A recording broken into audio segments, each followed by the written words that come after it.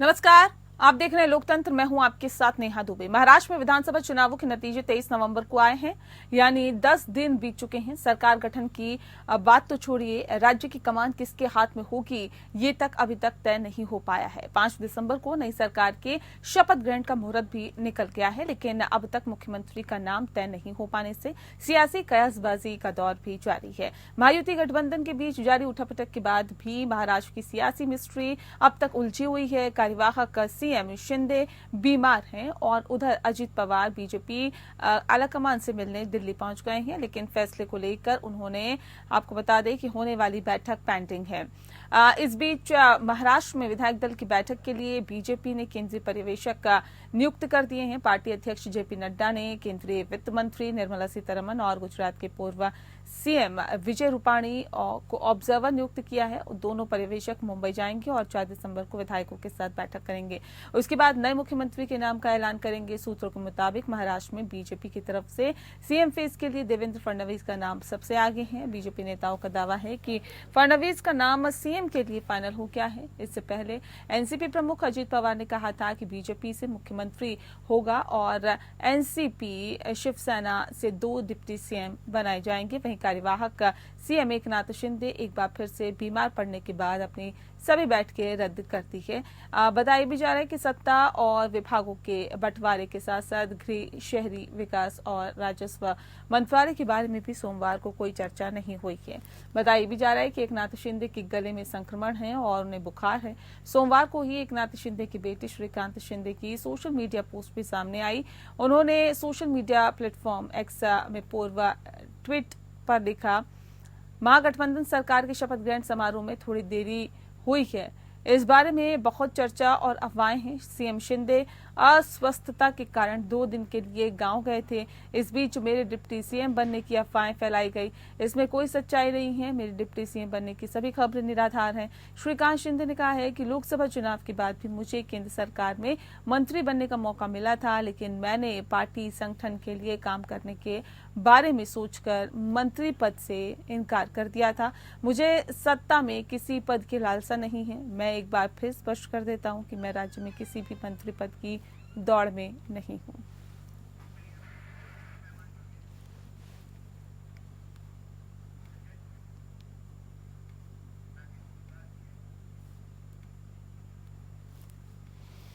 और चलिए इस विषय पर तफसील से चर्चा करेंगे। खास मेहमान हमारे साथ मौजूद हैं, उनसे आपका परिचय करा देते हैं। इस वक्त हमारे साथ राकेश पोद्दार जी हैं, प्रवक्ता हैं बीजेपी के, बहुत स्वागत है आपका। संजय द्विवेदी जी इस वक्त हमारे साथ जुड़ गए हैं, प्रवक्ता हैं शिवसेना यूबीटी ग्रुप के, आपका स्वागत है।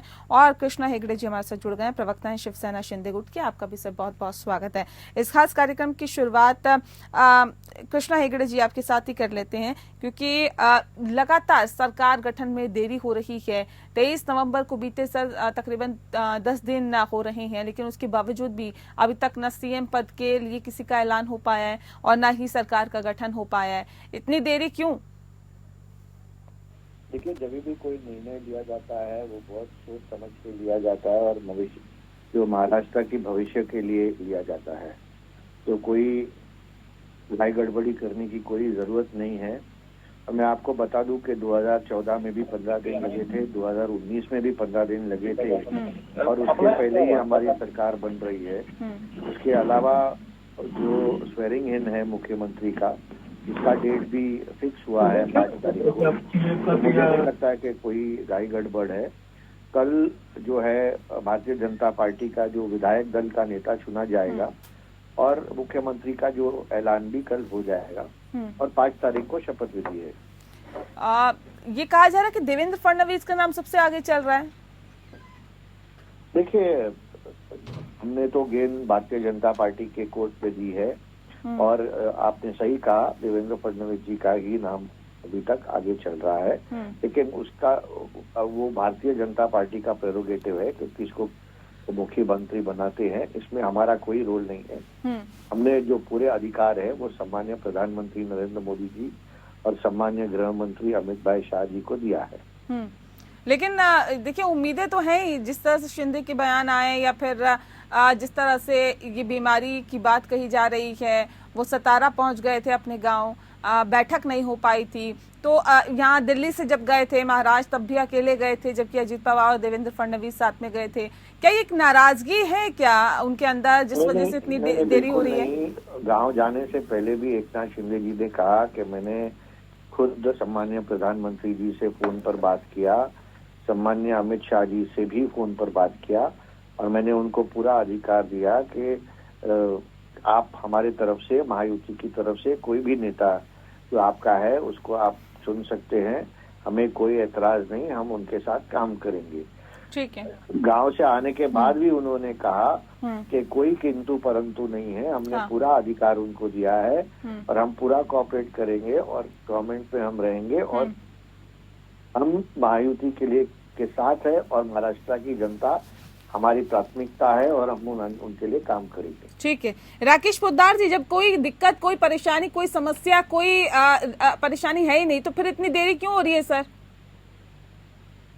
राकेश जी नेहा जी, मैं कहना चाहता हूं कि भारतीय जनता पार्टी और शिंदे साहब में कोई दिक्कत नहीं। शिंदे साहब की तबीयत खराब है जिस कारण से नहीं आए हैं, लेकिन इसमें निर्णय ले लिया गया है। शिंदे साहब जो भी मांगेंगे, चाहे अजीत पवार जी जो मांगेंगे, भारतीय जनता पार्टी के नेतृत्व में, चाहे हम बिहार की बात करें, बिहार में देखिए हम लोग बड़े भाई हैं, फिर भी हम लोगों ने नीतीश कुमार जी को मुख्यमंत्री बनाने का काम किया। ऐसा नहीं है, लोकतंत्र है, लोकतंत्र में सबका मौलिक अधिकार है और भारतीय जनता पार्टी चाहती है कि विकास हो, विकास के साथ साथ प्रदेश महाराष्ट्र को आगे बढ़ाना है। तब महाराष्ट्र जब आगे बढ़ेगा तो हमारा देश भी आगे बढ़ेगा। इसीलिए शिंदे साहब की तबीयत खराब है, जरूर हम लोगों के साथ मिलकर अच्छी सरकार चलाने का काम करेंगे। ठीक है। ये तो कह रहे हैं कि सब कुछ ठीक है, ऑल इज वेल की स्थिति है संजय जी, फिर आप लोगों को क्यों लग रहा है कि फूट डल गई? नहीं, हमें थोड़ा लग रहा है, हमें कहाँ लग रहा है नेहा जी, ये तो जनता को लग रहा है ना। जनता देख नहीं रही क्या? क्या देख रही है जनता? 2023 में 2022 जिस तरह से स्वार्थ, लालच, डर से गुलामी करने गए तो संजय जी कि मुख्यमंत्री बन जाएंगे और परमानेंट मुख्यमंत्री रहेंगे, तो कहाँ गया? इनको नहीं मालूम था कि धोखा देती भारतीय जनता पार्टी। 2014 में ये उद्धव जी के साथ थे, 2014 में सीट के बंटवारे में लेकर नई सीट बढ़ाई और उन्होंने गठबंधन तोड़ दिया। नैरेटिव फैलाती है तब उद्धव ठाकरे ने गठबंधन तोड़ा। 2019 में आई है, अजीत दादा पवार जिसको चक्की पिसवा रहे थे, 70,000 करोड़ आरोपी बता रहे थे, उनके अंदर गठबंधन सरकार बना ली। तो ये खराब नहीं थे अजीत पवार, न कांग्रेस खराब है जो उनके विधायक तोड़ते हैं। शिवसेना ने गठबंधन कर लिया अगर उद्धव ठाकरे ने, तो गुलामी न सहते हुए आज गुलामी सहन करे शिंदे जी, चाहे अजीत पवार भी सहन करे, उससे मेरा कोई लेना देना थोड़ी ना है, तो जनता आगे चल के देखेगी। लेकिन मैं उद्धव ठाकरे को सलाम करता हूँ कि उन्होंने गुलामी स्वीकारने की भारतीय जनता पार्टी की। ठीक है कृष्णा हेगड़े जी, ये तो कह रहे गुलामी उद्धव ठाकरे ने स्वीकार नहीं की थी, अब क्या शिंदे गुलामी कर रहे हैं क्या? 10 सेकंड दे दीजिए, 10 सेकंड। मजाक लग रहा है कि बात क्या कर रहे हैं।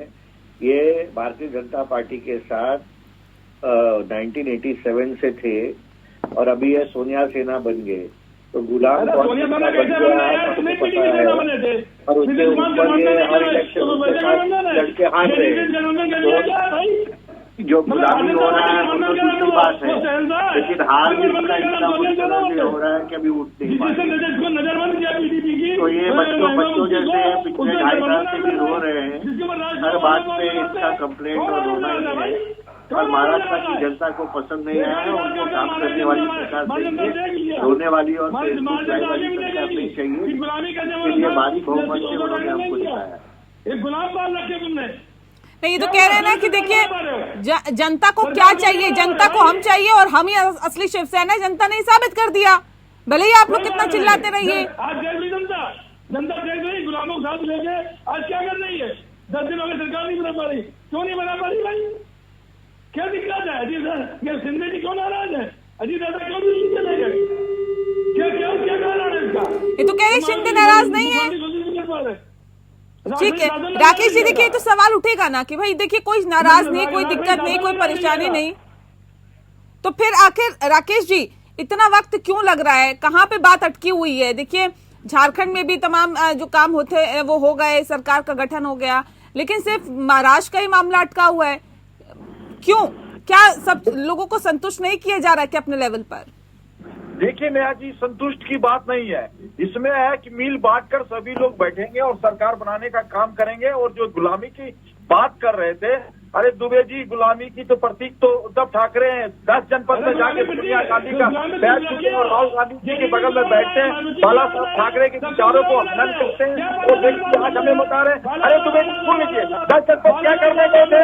जिस व्यक्ति ने हिंदू की लड़ाई में पूरी जीवन भर, जिस व्यक्ति ने जीवन भर हिंदू की लड़ाई में 10 जनपद में ईद की पार्टी मना रहे, शर्म नहीं आ रही थी आपको? बाला साहब जहां भी आत्मा गलत नहीं रहती कि हमारा कैसा बेटा निकला उद्धव ठाकरे, जिसकी लड़ाई मैंने जीवन भर लड़ी, जीवन भर मैंने संघर्ष किया। मैं अपने बचपन काल से लेके अब अंतिम समय तक मैंने संघर्ष किया। बस जाके 10 जनपद में मटर और मलाई खा रहे थे तो पता नहीं लग रहा है, मीट उनके यहाँ बन के राहुल गांधी क्या खाना खा रहे, पता नहीं लग रहा क्या कर रहे हैं। और गुलामी के प्रतीक 10 जनपद तो बाला साहब ठाकरे का गाड़ी नहीं जाती जहाँ आप लोग चले। अरे दुबे जी चुप रहिए, सुनिए, गुलामी का प्रतीक कौन है? गुलामी के प्रतीक कौन चले जाते हैं? क्या सिंधे जी तो गुलामी नहीं कर रहे क्या? अरे सिंधे जी गुलामी नहीं, सिंधे जी को जनता ने चुन के भेजा है। अपनी शिवसेना उनको बनाया है, आपको नहीं बनाया है अपनी शिवसेना। अपनी शिवसेना का कोई प्रतीक है तो सीधे साहब है। नहीं, सब चीजें ठीक है, ये फिर क्या अंदरूनी गुटबाजी है, क्या है ये? खेमेबाजी हो रही है? कितना वक्त लग रहा है? देखिए शिंदे क्योंकि मुख्यमंत्री उस वक्त रहे जब चुनाव हुआ, तो फिर एक ऐसे में जाहिर तौर पे एक अंदर महत्वाकांक्षाएं होती है। ये तो कह रहे हैं कि शिंदे ये सोच के बैठ गए थे कि वो हमेशा के मुख्यमंत्री हो गए और आप लोगों ने उनकी उम्मीदों पे पानी फेर दिया। राकेश जी, राकेश जी, राकेश जी, आवाज आ रही है आपको? इनके लोग कह रहे हैं कि ऐसा ऐसी कोई बात नहीं हुई थी कि बड़ी पार्टी मुख्यमंत्री बनेगा। अब पूछ लीजिए कृष्णा हेगड़े जी से, बैठे हुए बगल में, इनकी पार्टी लोग कह रहे हैं कि ऐसा कुछ नहीं हुआ। सिंधे जी के नाम सुना रहा है तो अब क्या बात है? लेकिन इनको गुलाम पालने हैं, इन्होंने शिवसेना तोड़ी इसलिए कि गुलामी उद्धव ठाकरे कर नहीं देते, की गुलामी कर नहीं देते, इन्होंने गुलाम पा लिया अपने पास। अब जैसा चाहेंगे डमरू बजाएंगे, डमरू बजे रहा, डमरू बजा रहे हैं। अब इधर नाच, ऐसे नाच, ऐसे नाच, ऐसे नाच, इधर चल, इधर चल, इधर चल, इधर चल, डमरू बज रहा। कृष्णा जी, क्या ऐसी कोई बात नहीं हुई थी ना कि कौन सी पार्टी होगी या जो सी बड़ी पार्टी होगी इसका मुख्यमंत्री बनेगा?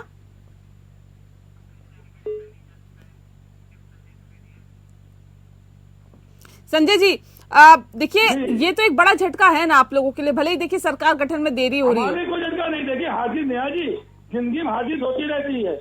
हमको ऐतिहासिक जीत इसी जनता ने दी थी। जनता को मैं नमस्कार करता हूँ, जनता को सलाम करता हूँ। क्या ऐतिहासिक जीत दी? कौन सी ऐतिहासिक जीत दी? लोकसभा चुनाव में, ठीक है, 4 महीने बाद नैरेटिव चेंज कर दिए, इनके नैरेटिव चल गए, इनकी बात मान ली, ईवीएम में घपलेबाजी कर दी। महाराष्ट्र की जनता ने क्या बताया आपको विधानसभा चुनाव में, बताइए ना। नेहा जी, आपके पेपर की न्यूज है, लोकमत की न्यूज है, एक पेपर की न्यूज है कि 95 स्थानों पे ईवीएम में घपलेबाजी हुई है, जिसकी जांच चल रही है। हमारे महाविकास अघाड़ी के लोगों ने ईवीएम जांच कराने के लिए चुनाव को दिया है, लेकिन चुनाव तैयारी नहीं हो रही जांच कराने को। पैसा जमा किया, किसी ने 12 लाख दिया, किसी ने 11 लाख दिया, 66 लाख जमा किए गए, तो पैसे जमा किए गए। अब चुनाव भाग रहा है, क्यों भाग रहा है चुनाव? भाई चेक कराए हमको। तो ये चीज आप कहानी समझिए मेरी बात। एक वीडियो आया हुआ है जिसमें जो इंडिया टुडे ने किया था कि उन्होंने दिखाया कि सब किस तरह से 56 करोड़ रुपए लेके ये तो बदमाशियां की गई। ये मैं नहीं कह रहा हूँ। नहीं, ये तो फिर अपनी जिम्मेदारी दूसरों पर डालने वाली बात हो गई, या अपनी खामियां दूसरों पर डालने वाली बात हो गई। तो ये हो गया कि देखिए अगर हम हार गए तो ईवीएम की सर ठीकरा फोड़ देते हैं। लोकसभा चुनाव में ईवीएम नहीं थी, इसे ईवीएम से तो वोटिंग हुई थी। नेहा जी, 99% बैटरी क्या झारखंड में मिली, क्या वायनाड में मिली, क्या कर्नाटक में मिली? नहीं, मुझे ये बताइए, ईवीएम तो यही थी ना सर लोकसभा चुनाव में भी जिसका ढिंडोरा आप पीट रहे हैं। जिसमें सुन तो लीजिए मेरी बात, देखिए ध्यान सुनिए, कौवा खान लेके वाली बात हम नहीं कर रहे हैं। नेहा जी, 99% बैटरी अगर महाराष्ट्र हरियाणा में निकल रही है तो क्या झारखंड में निकली, कर्नाटक में निकली कि बैटरी 99% हो गया हो? कहा वायनाड में निकली? इनके बीजेपी के लोग तो वहां से झारखंड में से आरोप लगाए इधर 99% बैटरी निकली है, जिससे झारखंड मुख्यमंत्री जीत गया या इंडिया गठबंधन जीत गया। तो कोर्ट जाइए ना इसको लेकर, फिर कोर्ट जाइए ना। क्या अरे हम लोग तो जा ही रहे हैं ना, हम थोड़ा जा रहे हैं, सामाजिक कार्यकर्ता निकल रहा है, तो महाराष्ट्र निकल रहा है, हम पैसा जमा किया हमने, हमारी जांच कराई है मशीनों की, कहाँ वो चुनाव तैयार हो रहा है जल्दी, हम तो जांच करने तैयार है, लेकिन मैं कोई आरोप ऐसे नहीं लगाता हूँ। मैं बिल्कुल जो चीज आज महाराष्ट्र की जनता खुद परेशान है भाई, महाराष्ट्र जनता देखिए, एक गांव में 400-500 वोट थे कांग्रेस दिए, पूरा गांव तैयार है, वो वोट कहाँ चले गए वो मैं नहीं कह रहा हूँ। देखिए ये अब मेरे संजय द्विवेदी एक प्रवक्ता शिवसेना यूपीटी की बात मत समझिए, आप तो खुद पत्रकार हैं, आप खुद दुनिया देख रही हैं, पूरा माहौल देख रही हैं, चुनाव देख रही हैं, क्या हुआ बता दीजिए मुझको, आप देख लीजिए आप कि आप तो सामाजिक कार्यकर्ता आरोप लगा रहे हैं कि साहब ईवीएम में घपला हुआ है। मैं नहीं कह रहा हूँ, मैं तो स्वीकार भी किया भाई। नहीं, ये बात तो चलिए आप आरोप लगा रहे हैं, ठीक है, लेकिन मैं ये कह रही हूँ कि जहाँ जहाँ पर आप चुनाव जीत जाते हैं वहाँ पे ये आरोप नहीं लगते हैं, और जहाँ जहाँ पे चुनाव हार जाते हैं वहाँ पे आरोप लगते हैं। मेरी बातें नहीं सुन रही हैं आप ना, आप सुनिए तो मेरी बात, मैं क्या कह रहा हूँ। 99% बैटरी क्या कर्नाटक में निकली, क्या झारखंड में निकली, मैं यही तो आपसे पूछ रहा हूँ ना, अब मेरी बातें नहीं सुनना चाह रही है। 99% बैटरी महाराष्ट्र में क्यों निकलती है, हरियाणा में क्यों निकलती है, यही तो मैं 2 जगह के अलावा कहीं और निकली, मुझे बता दीजिए आप। वहाँ नहीं निकली ना, क्योंकि वहाँ आपकी सरकार कर्नाटक में नहीं निकली, कर्नाटक में आपकी सरकार बन गई, तेलंगाना में नहीं निकली, तेलंगाना में आपकी सरकार बन गई, हिमाचल में नहीं निकली, हिमाचल में आपकी सरकार बन गई। आप तो प्रवक्ता बन गई भाजपा की। नहीं, प्रवक्ता की बात नहीं है, देखिए प्रवक्ता अभी हमारे साथ कोई है नहीं, तो पक्ष तो रखना पड़ेगा ना, सवाल तो पूछूंगी ना। नहीं सवाल मुझे तो मैं जवाब तो सुन लीजिए कम से कम, कि उनकी बाकायदा फोटोग्राफी की गई है, जो बैटरी 99% निकली है। अब ऐसे समझिए ना मेरी बात को, मैं नहीं कह रहा हूँ आप क्वेश्चन ना पूछिए, आप सब क्वेश्चन पूछिए, मैं जवाब देने के लिए बैठा हूँ, मैं जवाब देने के लिए तो बैठा हूँ ना, लेकिन मेरी बात को ध्यान से दीजिए ना, मैं कहना क्या चाहता हूँ कि बाकायदा उसकी फोटोग्राफी हुई है, उसकी वीडियो बनाई गई है, जो बैटरी निकली है 99% उसकी फोटोग्राफी हुई है, या जहाँ पे 400 वोट है वहाँ 600 वोट पड़े हैं, उसकी फोटोग्राफी हुई है, ऐसा थोड़ी ना कोई। चलिए ये तो अब कह रहे हैं हम लड़ लेंगे भिड़ लेंगे, लेकिन हम एकजुट हैं, हम शिंदे जो शिवसेना शिंदे हैं, हम तो महायुति के साथ ही है, हम तो एनडीए के साथ ही है। गुलामी कर रहा है वो, मैं तो ये बात कह रहा हूँ, साथ में तो है ही, गुलाम साथ नहीं होते क्या? अरे राजा जो गुलाम होते थे वो साथ नहीं होते थे क्या?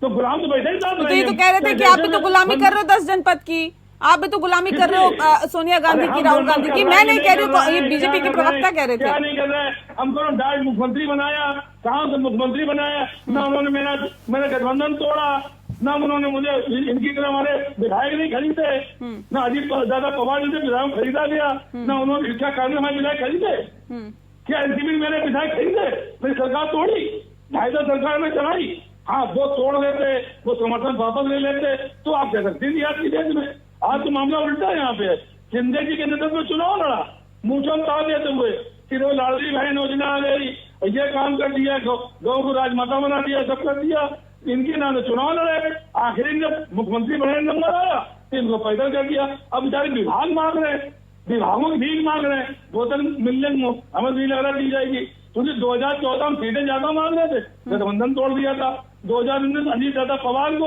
80 घंटे का मुख्यमंत्री बना लिया था, गठबंधन तोड़ दिया था, तो धोखा तो। अच्छा क्या लगता है ये जनता ने सजा क्यों दी है आपको कम सीटों के साथ? क्या ये विचारधारा के साथ समझौता करने की वजह से आपको यहाँ इस तरह की कंडीशन में ला दिया है क्या? नहीं नेहा जी देखिए, ऐसा मैं तो 35 साल से राजनीति में हूँ, बहुत चुनाव मैंने देखे, चुनाव देखिए होता है 100 वोट से आप हार गए। अब हमारे कुछ प्रत्याशी जो है 1000 वोट से हार गए, कुछ 500 वोट से हार गए, कुछ 2000 वोट से हार गए, तो हार जी तो वोट है ना, उनका वोट ज्यादा पड़ गया। अब चाहे ईवीएम में पड़ा हो, अब आप बताइए नोट वगैरह जो है, नोट पकड़े नहीं गए थे क्या? 2 शिवसेना के नेता पकड़े गए, 1 बीजेपी के नेता पकड़ा गया नोट बांटते हुए, और चुनावी चूंकि इनके साथ में है उससे कोई कार्रवाई नहीं हुई। अभी महाविकास अघाड़ी कोई नोट बांट रहा होता, अभी हाहाकार पूरे देश में मचा होता, अभी तक चल रहा होता वही कि नहीं साहब नोट बांटे जा रहे, नोट बांटे जा, लेकिन वो मामला ठंडा हो गया। सुप्रिया सूले पे, महिला सांसद पे कितना घिनौना आरोप लगाए इन्होंने, और आखिरी में क्या हुआ? आखिरी में युवा तो आवाज आई नहीं, मेल ही नहीं खा रही, जब पूरा चुनाव निपट गया 20 तारीख को और दिन भर चलता रहा था, सुप्रियापुरी ने 150 करोड़ रुपए दिए हैं, मांगे बिटकॉइन से मांगे हैं और ये मांगे से कैसे हैं। मतलब राष्ट्रीय प्रवक्ता भारतीय जनता पार्टी का इतनी घिनौनी आरोप लगा रहा, उधर शर्म नहीं आती क्या? उस भारतीय जनता पार्टी प्रवक्ता शर्म नहीं आ रही क्या? आरोप प्रत्यारोप का दौर तो चलता रहता है ना सर, राजनीति में आरोप प्रत्यारोप तो चुनाव से पहले खूब चले। आप लोगों की तरफ से भी कई आरोप लगाए गए, तो आप लोगों पर भी कई आरोप लगे। ऐसे आरोप नहीं लगाने चाहिए नेहा जी, आरोप लगाइए, प्रजातंत्र है, लोकतंत्र है। आप भी तो लगा रहे थे 50 खोके एकदम ओके, जनता ने नकार दिया उसे। हमने पूरी जनता वाली कह रही ना, हम थोड़ी ना कह रहे इसको। आप ही कह रहे थे 50 खोके एकदम ओके, आप ही लोग कह रहे थे। जनता कह रही थी तो 50 हो गए, किसी महिला ने आरोप थोड़ा लगाया। हम 50 हो गए एकदम हो गए अगर कह रहे हैं तो अपने विधायकों पर आरोप लगा रहे थे ना। किसी महिला का सम्मान तो नहीं गिरा रहे थे कि किसी महिला का सम्मान गिराया हमने? आप मुझे बताइए। जनता ने नकार दिया ना, बोला कि ऐसे नहीं खरीदे गए। वो तो महिला का सम्मान गिरा रहे थे तो लोग तो ना। एक जो सांसद हैं शरद पवार जी हैं, जो इतने बड़े नेता साथ राजनीति कर रहे हैं, कभी 2 रुपए का आरोप मैंने जिनकी प्रधानमंत्री प्रशंसा करते हैं, आप पूरी दुनिया प्रशंसा करता, उन पे आप घटिया आरोप। चलिए अच्छा ये बताइए कि शिंदे को छोटे पद पे संतोष कर लेना चाहिए क्या? अब तो देवेंद्र फडणवीस का नाम सबसे आगे चल रहा है और ये कहा जा रहा है मुख्यमंत्री की कमान उनको ही दी जाएगी, उनको ही दिया जाएगा ये पद। देखिए मैडम, मुख्यमंत्री जिसको चाहे उसको बनाए, हमें उससे क्या लेना देना। लेकिन राष्ट्रपति शासन जब महाविकास अघाड़ी 2019 तक याद करिए, महाविकास 2-4 दिन लग रहे थे सरकार बनाने में, तो तुरंत राष्ट्रपति शासन लगा दिया था। अब राष्ट्रपति शासन क्यों नहीं लगा रहे हैं भाई? ये रोज आज हो रहा, कल हो रहा, परसों हो रहा, क्या हो रहा। अभी महाविकास अघाड़ी की बात अगर यहाँ होती तो भी राष्ट्रपति शासन लग गया होता, जैसे 2019 में लग गया था। अब क्यों नहीं लग रहा भाई? लेट में लेट होता चला जा रहा, इसकी जिम्मेदार कौन है भाई?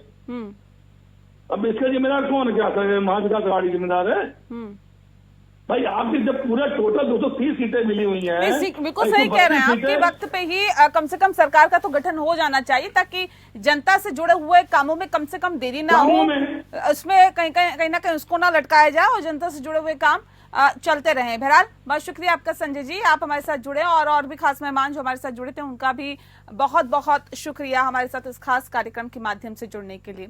लोकतंत्र में फिलहाल इतना ही, नमस्कार।